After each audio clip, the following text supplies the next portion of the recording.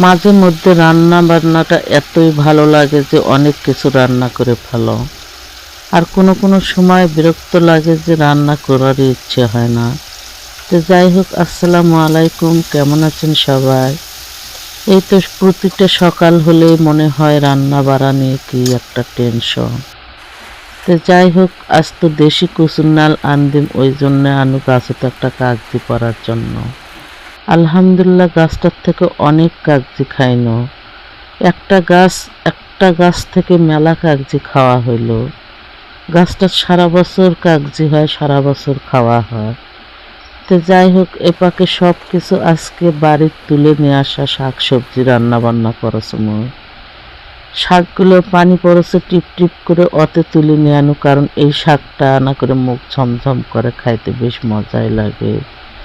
আর যখন মুখত রুচি থাকে না, এই শাকটা ভাজি করে খাইলে মুখের একটু রুচিও ফিরে আসে। আর এই যে প্রতিটা দিন ফেসবুকে ঢুকলে সজনার ভর্তার রেসিপি সবাই শেয়ার করে। তো আজ ভাবলাম আনা সজনার ভর্তা করে খায়, দেখো কেঙ্কা লাগে। কারণ সজনার ভর্তা আজ পর্যন্ত কোনোদিনই খাওয়া হয়নি। তো মাশাল্লাহ সজনার ভর্তাটা করনুতে খানো আনা বেশ ভালোই লাগলো। আর শাক ভর্তা হলে তো খালি একবেলা চলে যাইবে, আর তো পরের বার কী করিম সেটাও চিন্তা থাকে যায়।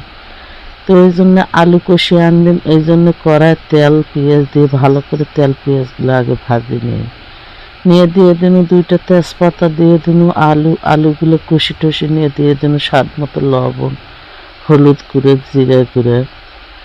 আর কাঁচা ঝাল পিষে নিয়েছি, ময় মশলা সবগুলো পিষে নেওয়া আছে, সবগুলো দিয়ে এটা নাড়াচাড়া করে নিয়ে আনা দিয়ে দিন পানি দিয়ে ঢাকনা দিয়ে যখন আলুগুলো সিদ্ধ হয়ে গেল, হাতের সাহায্যে ভৌরি দিয়ে নাড়াচাড়ে নামে নিয়ে এই যে সজনার ভর্তার রেসিপি খালি দেখো মানুষের কোনো দিনই খাওয়া নাই। তা আজ ভাবনু যেহেতু ভর্তা শাক ভাজি সব কিছু করা হচ্ছে, আমার সাথে সজনারও ভর্তা করি। কারণ এগুলো গাছের সজনা একটু মোটা হয়ে গেছে, পুরেট হয়ে গেছে। তো মাশাল্লাহ সজনার ভর্তাটাও খেতে বেশ মজাই লাগছে। আর এই যে কোনো দেশি কচুর নাল আনদিন, ওই জন্য কাগজি পারেনি। আর এই দেশি কচুর নাল ভাজিটা করলে একদম পটল ভাজির মতো লাগে।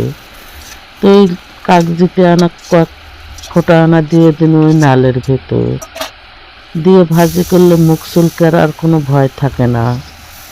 আর সাথে কয়েকটা আলু ভাজি করে নিই। তা আলুগুলো আনা ভাজার আগে সামান্য পানি দিলে আলু ভাজি